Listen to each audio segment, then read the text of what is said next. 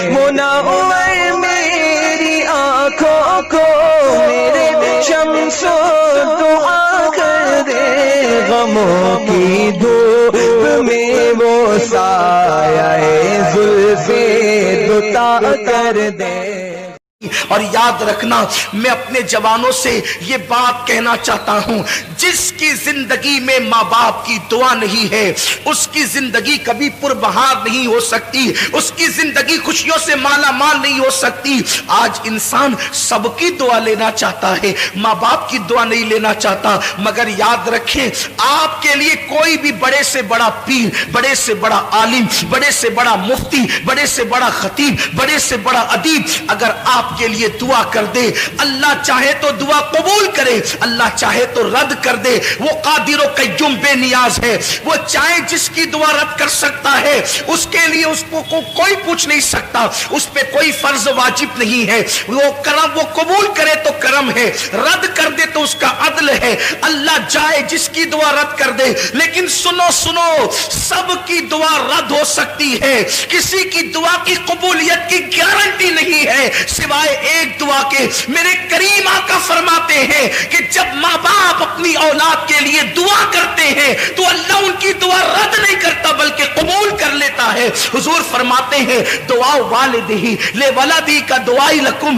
تمہارے باپ کی دعا تمہارے حق میں ایسی ہے جیسے نبی کی دعا امتی کے لیے ہوا کرتی ہے۔ جب کوئی ماں اپنی اولاد کے لیے دعا کرتی ہے تو اللہ کا عرش جنبش کرنے لگتا ہے۔ اللہ فرماتا ہے اے عرش رک جا، عرش کہتا ہے کیسے رکوں؟ آج ایک ماں اپنی اولاد کے لیے دعا کر رہی ہے، جب تک تو اس کی دعا قبول نہ کرے گا میں رکنا، میں ہلنا بند نہیں کروں گا۔ قدرت کی طرف سے جواب آتا ہے تو نے ہلنا بعد میں شروع کیا، ہم نے تو اس سے پہلے اس کی دعا کو قبول فرما لی۔ آج ہم یہ سمجھتے ہیں ہم 5 وقت کے نمازی ہے، نیک ہو گئے بہت، ماں نماز نہیں پڑھتی اس کی دعا میں کیا اثر ہو گیا؟ ماں اگر نماز نہیں پڑھتی تو بھی اس کی دعا کی قبولیت ہے، کیونکہ ماں کا مرتبہ نمازی ہونے کی وجہ سے نہیں ہے، ماں کا مرتبہ نیک ہونے کی وجہ سے نہیں ہے، بلکہ ماں کا مرتبہ ماں ہونے کی وجہ سے ہے۔ ایک صحابیہ بارگاہ رسالت میں آ کے کہتی ہے آقا میری ماں شراب پیتی ہے۔ صحابیہ کہہ رہی میری ماں شراب پیتی ہے، کیا میں اپنی ماں کی خدمت کروں؟ حضور فرماتے ہیں ہاں خدمت کر۔ عرض کی حضور وہ شراب پینے کے لیے میخانے میں جاتی ہے، حضور فرماتے ہیں محبت سے سمجھا، اور اگر نہ مانے جب وہ شراب پی کے بے ہوش ہو جائے تو ادب سے اس کو اٹھا کر لا اور اس کے بستر پہ لٹا دے۔ یہ اسلام کی تعلیم ہے، لیکن آج ماں باپ کے ساتھ اس نے سلوک نہیں ہے۔ ماں باپ کو گھر کا کچرا سمجھا جاتا ہے، ماں باپ کو ذلیل و رسوا کیا جاتا ہے۔ یاد رکھنا ہمیشہ جوان نہیں رہو گے، جس دن تمہاری جوانی ڈھلے گی تم بھی باپ بنو گے، خواتین بھی ماں بنے گی۔ تم نے اپنی اولاد کے ساتھ جیسا سلوک کیا تمہاری اولاد اس سے بدتر تمہارے ساتھ سلوک کرے گی۔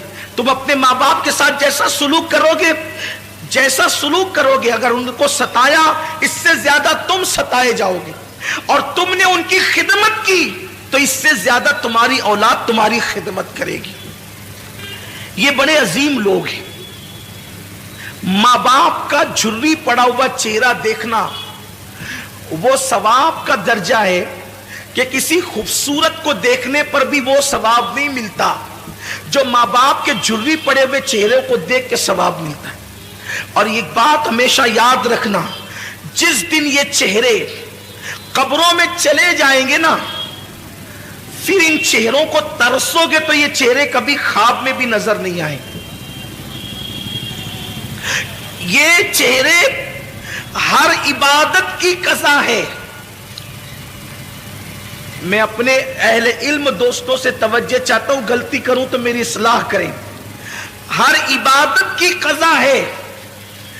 عشاء نہیں پڑھی، کبھی احساس ہو گیا کہ میں نے فروری کی 2019 کی 9 تاریخ کی عشاء نہیں پڑھی تھی، زندگی میں جس دن احساس ہو جائے اس دن پڑھو، اس کی قضا ہے۔ 10 تاریخ کی فجر نہیں پڑھی تھی، جس دن احساس ہو جائے پڑھ لیا، زندگی بھر میں اس کی قضا ہے۔ ہر عبادت کی قضا ہے۔ ماں باپ کا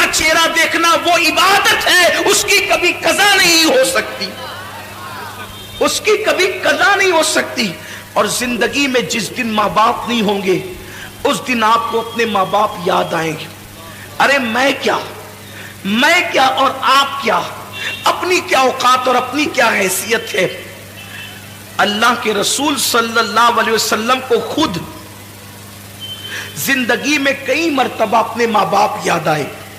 اگر ہر موقع کا ذکر کروں تو ایک طویل وقت چاہیے, لیکن تو میں عرض کر رہا تھا کہ کئی بار حضور کو والدین یاد آئے, لیکن ایک مقام پر حضور ایک موقع صرف عرض کر رہا ہوں, ایک موقع صرف عرض کر رہا ہوں کہ حضور علیہ الصلوۃ والتسلیم کو جب ماں باپ کی یاد آتی تھی تو حضور کی آنکھوں میں آنسو آ جاتے.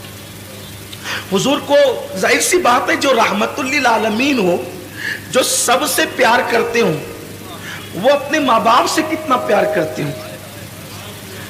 اور حضور کے ماں باپ جیسے ماں باپ ہونے کی حیثیت سے کسی کے نہیں ہے. اگر بات حضور کے والدین کی آئی ہے تو مجھے حضور کی امی جان کی یاد آ گئی.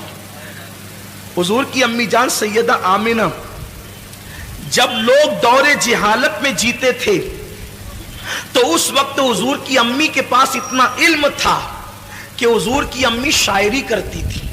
شاعرہ تھی حضور کی امی جان, ان کی شاعری کتابوں کے اندر موجود ہے. بہت بڑی دانشور تھی حضور کی امی جان سیدہ آمنہ خاتون سلام اللہ علیہا. بلکہ حضور کی امی کی یاد آئی ہے تو میں دو باتیں عرض کرنا چاہتا ہوں. ایک بات کہنا چاہتا تھا لیکن ایک بات اور یاد آئی. حضور علیہ السلام کی عمر جب 6 سال کی ہوئی تو اس وقت حضور کی امی کا وصال ہو گیا, حضور کی والدہ کا وصال ہو گیا. وصال کا سبب یہ چیز بنی کہ حضور کی عمر 6 سال کی تھی. حضور کی امی جان نے کہا میرے شہزادے محمد, تم نے اپنے والد کی زیارت نہیں کی ہے, ایک کام کرو کہ تمہارے والد کی قبر یثرب میں ہے, یعنی موجودہ مدینہ منورہ. اس وقت وہ مدینہ نہیں بنا تھا, یثرب اس کہلاتا. یثرب میں ہے تمہارے ابا کی قبر.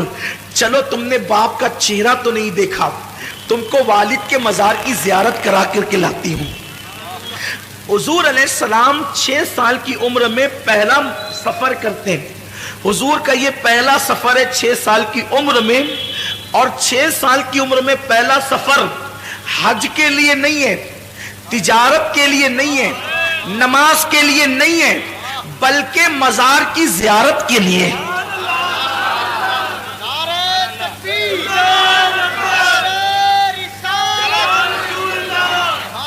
بڑی معذرت کے ساتھ جو دوست قبروں کے مخالف ہیں, مزارات کی زیارت کے مخالف ہیں, میں ان کو کہنا چاہتا ہوں کہ حضور نے تو زندگی کا پہلا سفر مزار مقدس کی زیارت کے لیے کیا, اور وہ بھی اپنے والد کے مزار کی زیارت کے لیے. 6 سال کی عمر میں حضور اپنی امی سے کہتے ہیں امی ٹھیک ہے. دراصل بات یہ تھی کہ حضور اپنی ماں کے پیٹ میں تھے اور صرف 2 مہینے یا 3 مہینے یا 4 مہینے کے اندر حمل کی شکل میں تھے. حضور کے والد کا وصال ہو گیا. حضور کے والد کا وصال ہو گیا. وہ تجارت کے لیے گئے تھے, ملک شام سے واپس لوٹ رہے تھے جسے ہم مدینہ منورہ کہتے ہیں. اب جب وہاں پہنچے تو ان کی ننیال میں رکے, بیمار ہوئے اور وہیں پر آپ کا وصال ہو گیا. تو حضور کی امی نے کہا تھا بیٹا چلو میں تمہیں اب تمہارے والد کی مزار کی زیارت کرا دوں. جناب عبد المطلب سے اجازت لی اور اجازت لے کر کے 3 نفری قافلہ حضرت سیدہ آمنہ اور ان کی کنیز ام ایمن اور حضور علیہ السلام, یہ تینوں چل پڑے مدینہ شریف کی طرف. اب میں اس کو یثرب نہیں کہوں گا کیونکہ ہمارے یہاں یثرب کہنا بے ادبی ہے, لیکن اب آپ سمجھ لیں کہ وہ یثرب پرانا نام ہے اور ابھی وہ مدینہ نہیں بنا تھا, لیکن پھر بھی میں مدینہ منورہ کہوں گا. تو سرکار چلے. 1 مہینے تک حضور نے اپنی امی کے ساتھ وہاں قیام کیا بچپنے میں 6 سال کی عمر میں, اور قبر والد کی قبر پہ جاتے امی کے ساتھ. جب رخصتی کا وقت آیا کہ اب جانا ہے مکہ المکرمہ, تو حضور کی امی کبھی اپنے شوہر کی قبر کو دیکھتی ہے اور کبھی حضور کے چہرے کو دیکھتی ہے, اور شوہر کا صدمہ. حضور کی امی جان کی عمر ابھی 18-19 سال ہی تھی کہ وہ بیوہ ہو گئی.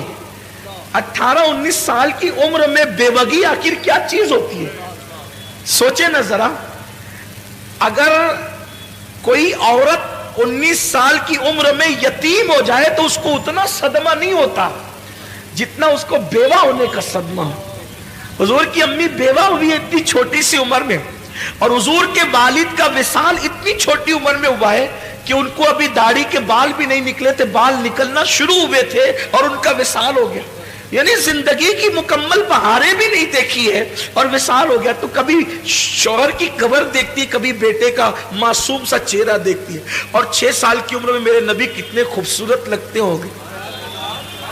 जिसके गालों की कसम कुरान याद करे वद्दुहा कहकर, जिसके जुल्फों की कसम याद करे कुरान वल्लैल कहकर, जिसकी मां को कुरान गोया के मतलइल फजर हक कहे। आखिर उस रसूल आजम जब बच्चे लड़कपन की तरफ जाते हैं तो बड़े खूबसूरत लगते हैं, जब जवानी की तरफ जाते हैं तो बड़े हसीन लगते हैं। आम बच्चे भी खूबसूरत लगते हैं, तो जिसकी सूरत खुदा भाती हो उसके शबाब का आलम क्या होगा। गोद में आलम शबाब, हाले शबाब कुछ न पूछ। तो कभी बेटे का चेहरा देखती है, कभी शौहर की कब्र देखती और अशार पढ़ती है शौहर की याद में, और बेटे का हाथ पकड़ करके फिर आखिरी बार कब्र देख करके निकलती है। उसी में तबीयत में तब्दीली शुरू हुई, तबीयत बदलना शुरू हुई, सफर शुरू हुआ, यहां तक के कि मकाम अबवा तक पहुंचते पहुंचते अब सफर की हिम्मत नहीं रही। तो उम्मे ऐमन से कहती है, उम्मे ऐमन अब मैं यहां से आगे जाने की मेरे अंदर ताकत नहीं है। तो उम्मे ऐमन के सहारे अपनी सवारी से नीचे उतरती हैं, और नीचे उतरने के बाद एक छोटा सा टीला था जो अब भी है, उस पर चढ़ती हैं। उस वक्त सफर में तकिया भी नहीं था, तो हुजूर ने अपने नन्हे हाथों से पत्थर तलाश किया और अपनी मां के सरहाने छोटा सा पत्थर रखा और चटाई पे मां को लिटा दिया। हुजूर की अम्मी जान लेटी हुई है और सीने के पास अल्लाह के रसूल, 6 साल के अल्लाह के रसूल जलवगर है। कभी हुजूर की अम्मी हुजूर का चेहरा देखती है और कभी उम्मे ऐमन को देखती है और रोती है। हुजूर मां को रोता देखकर रोते हैं और हुजूर अम्मी से पूछते हैं, मां तुम क्यों रो रही हो। मैं जब भी अपनी मां को मां कहता हूं तो सिर्फ इस नीयत से कहता हूं कि मेरे नबी ने आमिना को मां कह के पुकारा है, बस उस यादगार को जिंदा करना है, इसीलिए हम अपनी मां को मां कहते हैं। बस मां को मां कहने की वजह यह है कि मेरे महबूब ने आमिना को मां कह करके पुकारा है। और अल्लाह अकबर, सारी कायनात जिसको पुकारती है, सारी कायनात जिसको पुकारती है उसने आमिना को पुकारा है। ये मेरे नबी की मां की शान है, ये मेरे नबी की मां का मकाम है। हजरत आमिना खातून देखती, हुजूर कहते हैं, अम्मी तुम क्यों रो रही हो। तो उम्मे ऐमन का हाथ पकड़कर चेहरा रसूल का देखकर कहती है, उम्मे ऐमन अब मैं बचूंगी नहीं, ये मेरी आखिरी सांसें हैं। मेरा बेटा बड़ा शान वाला है, मैंने बड़े शान वाले बेटे को जन्म दिया है, इसको संभाल कर मक्का ले जाना मेरी अमानत को। आमिना खातून कहती, उम्मे ऐमन मेरा बेटा वो है कि मशरिक से लेके मगरिब तक जिसकी शान के डंके बजेंगे। अरे तकबीर! अभी लोगों को पता नहीं है, अभी लोगों को पता नहीं कि अल्लाह के रसूल है। हुजूर की अम्मी कहती है कि मेरा बेटा वो है कि मशरिक और मगरिब में जिसकी अजमत के डंके बजेंगे। अल्लाह अकबर! और फिर उसके बाद किस शान से नबी की अम्मी दुनिया से जाती है। इमाम जुर्कानी ने लिखा है कि हुजूर की नात पढ़ते हुए वो दुनिया से, हुजूर की नात, हुजूर की नात इस उम्मत में सबसे पहले हुजूर के घर से लिखी गई है। हुजूर की नात सबसे पहले हुजूर के घर से लिखी गई है। नात लिखना ये हुजूर के घर वालों का तरीका है। हुजूर के घर से हुजूर की नात सबसे पहले नात हुजूर के घर में लिखी गई। या तो हुजूर के चचा हजरत अबू तालिब ने नात लिखी, या हुजूर की अम्मी जनाब आमिना ने हुजूर की नात लिखी। अब हजरत आमिना ने क्या लिखा, हजरत आमिना के जो अशार है उसका मफहूम पेश कर रहा हूं। वो कहती हैं, हर नई चीज पुरानी हो जाएगी, हर नई चीज पुरानी हो जाएगी, हर उरूज को ज़वाल आएगा। फरमाती है मगर मुझे कोई भुला नहीं सकेगा, मुझे कोई भुला नहीं सकेगा। जरा देखे तो क्यों नहीं भुलाएगा। वहाब की बेटी है इसलिए, अब्दुल मुत्तलिब की बहू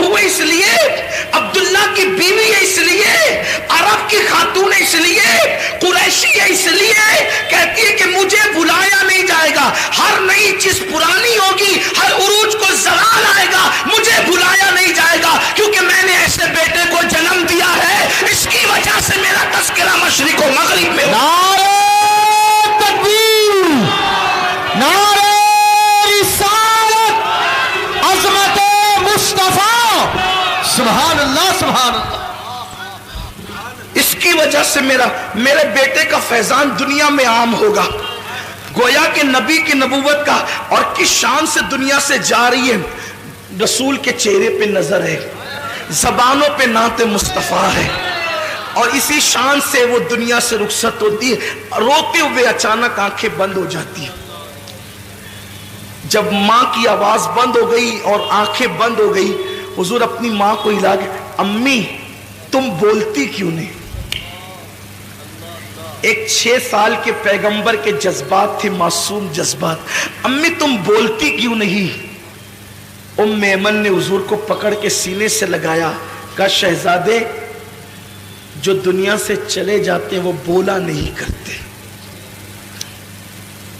جو دنیا سے چلے جاتے ہیں وہ میرا ایمان ہے. خیر سے ام ایمن نے حضور کو منع کر دیا. اللہ کی اس میں ہزارہ حکمتیں تھی. اگر حضور دوسری مرتبہ بول دیتے نا کہ امی تم بولتی کیوں نہیں, تو تاریخ گواہ ہو جاتی کہ حضور کی ماں بول پڑتی. جس کے اشارے سے سنگ ریزے بولتے ہیں, جس کے اشارے سے پاگل اونٹ بولتے ہیں, جس سے ہرنی باتیں کرتی ہے, ام ایمن نے کہہ دیا شہزادے جو دنیا سے چلے جاتے ہیں وہ بولا نہیں کرتے, بلکہ ان کو پھر قبر میں دفن کر دیا جاتا ہے. تو ماں کو قبر میں رکھنا ہے. میں اپنے الفاظ کے جامع میں تاریخی حوالے پڑھ رہا ہوں کہ ماں کو قبر میں رکھنا ہے. تو حضور نے ننھا سا پتھر اپنے ہاتھ میں لیا, ننھے سے گورے گورے خوبصورت ہاتھوں میں, اور اس ٹیلے کو ام ایمن کے ساتھ کھودنا شروع کیا. داؤد علیہ السلام کے ہاتھوں پر اللہ نے لوہے کو نرم کر دیا اور حضور کے ہاتھوں پر وہ ٹیلا نرم ہو گیا. ام ایمن کے ساتھ مل کر اللہ کے رسول نے ماں کی قبر کھودی. شاید یہ پہلی اور آخری قبر تھی جس کو رسول اللہ نے اپنے ہاتھوں سے کھودی تھی, اور کھود کر کے پھر ماں کو لٹا دیا اور مٹی برابر کر دی. ام ایمن حضور کو دیکھتی ہے اور کہتی ہے چلو مکے چلنا ہے. حضور بڑی معصومیت سے پوچھتے ہیں ام ایمن میری امی, ام ایمن میری امی. ام ایمن نے کہا شہزادے مقام ابوا میں قیامت تک تیری ماں کو ہم چھوڑ جاتے.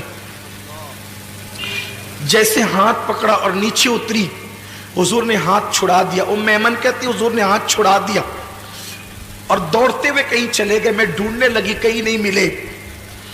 جب مجھے کہیں نہیں ملے پہ پریشان ہو گئی. آمنہ کی امانت کہاں چلی گئی, آمنہ کی امانت کہاں چلی گئی. جب میں ڈھونڈ چکی کہیں نہیں ملے تو میں ٹیلے پہ چڑھی تو کیا دیکھا کہ حضور ماں کی قبر سے لپٹ کر رو رہے ہیں, ماں کی قبر سے لپٹ کر رو رہے ہیں. اور میں نے یہ جملے سنے کہ امی تمہیں تو معلوم تھا نا کہ سب کا کوئی نہ کوئی ہے, میرا تو تمہارے سوا اور کون ہے, تم بھی مجھے چھوڑ کر کے چلی.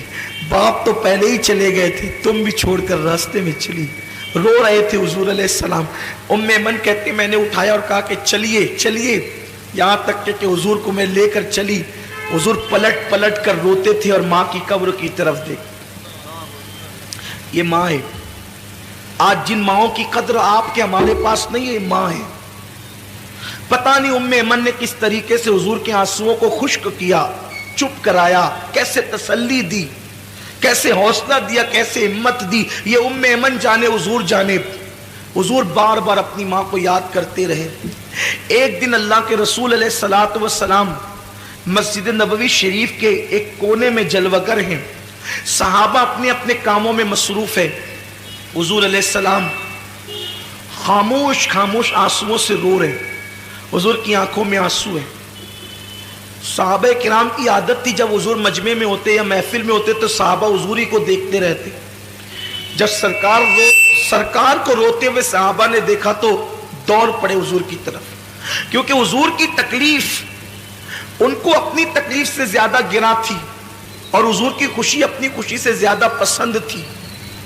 میری قوم کے جوانوں, تمہارے پاس واٹس ایپ کے لیے ٹائم ہے نا, بوڑھے ماں باپ کے لیے ٹائم نہیں ہے نا آپ کے پاس.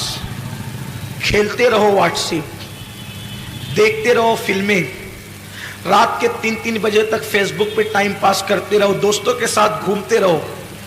जिस दिन तुम्हारी माँ का चेहरा कफन में छुप जाएगा, उस दिन तुम्हें एहसास होगा कि तुमने कितनी बड़ी नेमत खोई है। दुनिया की हर नेमत खो करके तुम्हें वापस मिल सकती है, लेकिन माँ बाप उस नेमत को कहते हैं जो एक बार खो जाए फिर वापस वो नेमत नहीं मिलती। उस नामुराद के दिल से जाकर के पूछो जिसके माँ बाप नहीं है और उन्होंने माँ बाप को कभी खुश करने की कोशिश नहीं की।